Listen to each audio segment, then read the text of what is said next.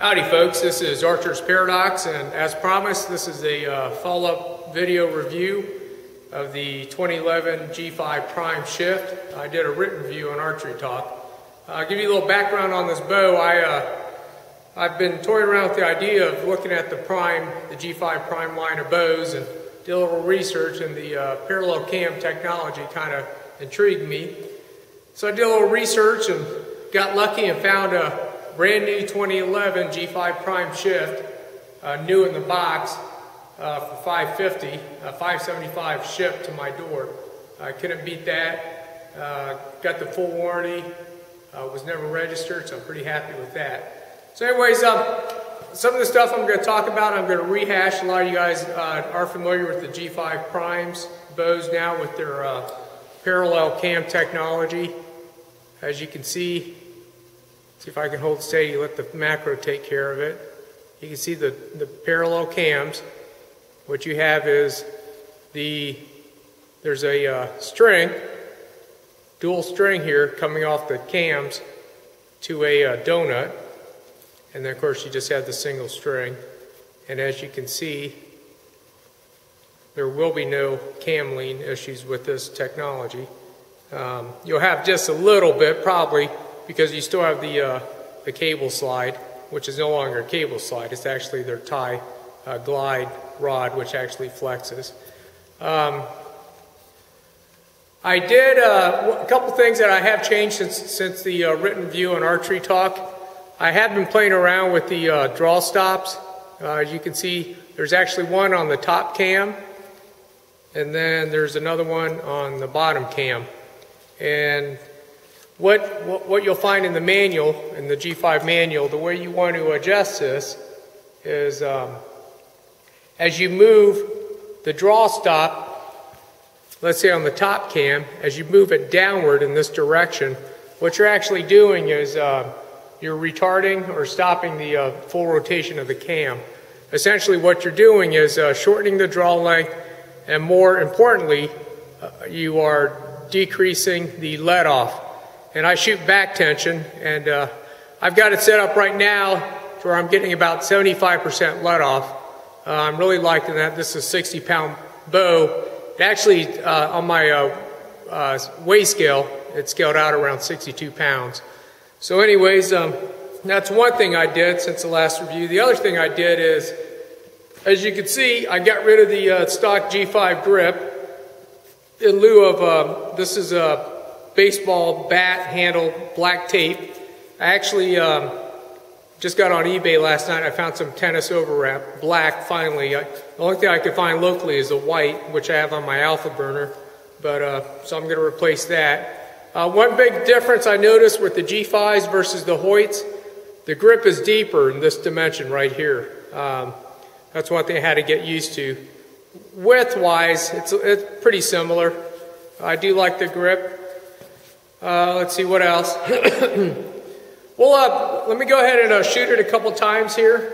We'll let you guys see how it sounds. Let me back up a little bit here. You get a full shot. I am shooting a Whalen's 3-finger hooker release right here. You can see that third finger.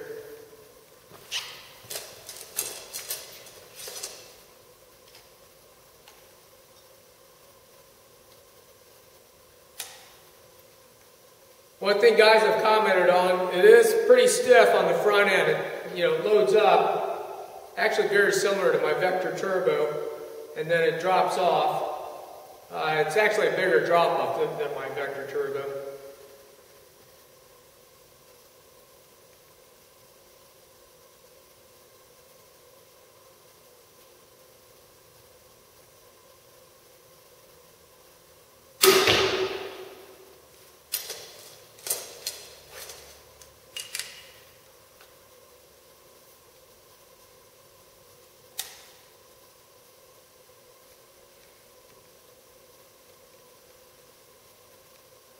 You can see that drop off. I'm not used to that. I'm still getting used to that first.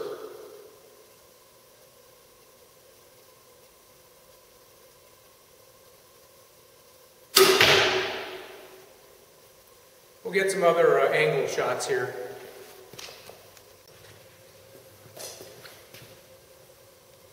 That'll be a good angle. Actually, let me turn a little bit more. Shoot right through the camera.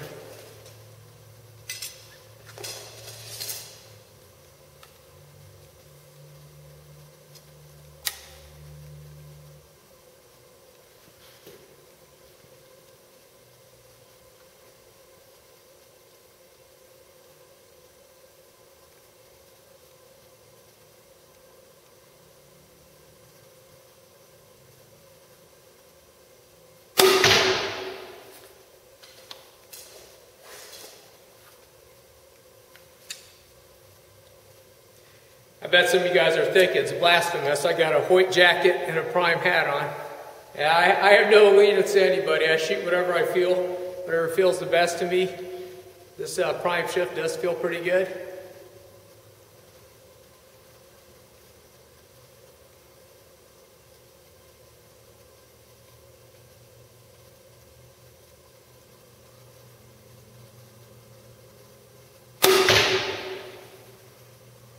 All right, let me retrieve my arrows and we'll talk a little bit further.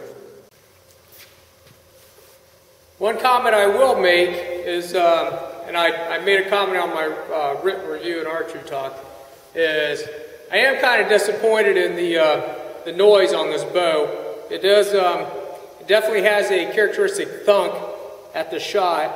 I haven't really thought about how to get rid of that. I don't know if it's the string stopper or what, but very similar to about 4 years ago, I shot exclusively Bowtech bows, and same similar sound I remember from shooting the Bowtechs.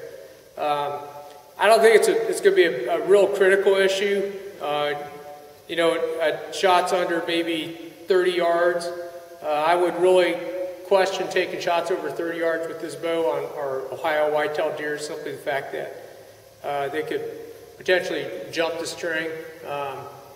What I've always done over the years is aim for the lower 1/3 in the kill zone. I'll go ahead and take some more shots with that being said, and you can hear the thunk a little bit on every shot.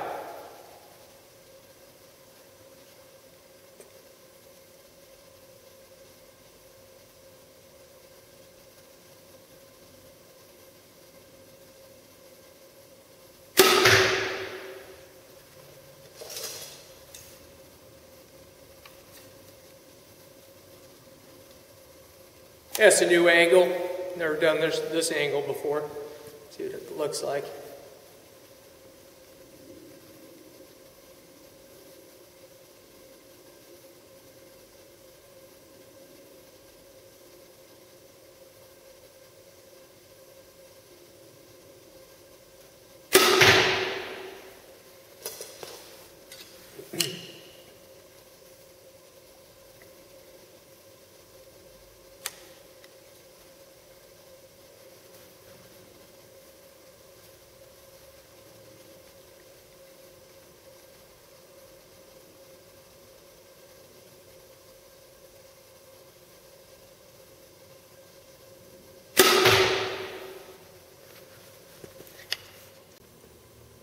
All right, I've got my camcorder mounted on my Bowfinger 2.0 bow mount.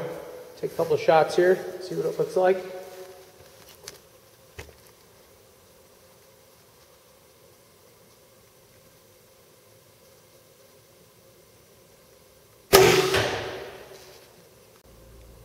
Do one more here.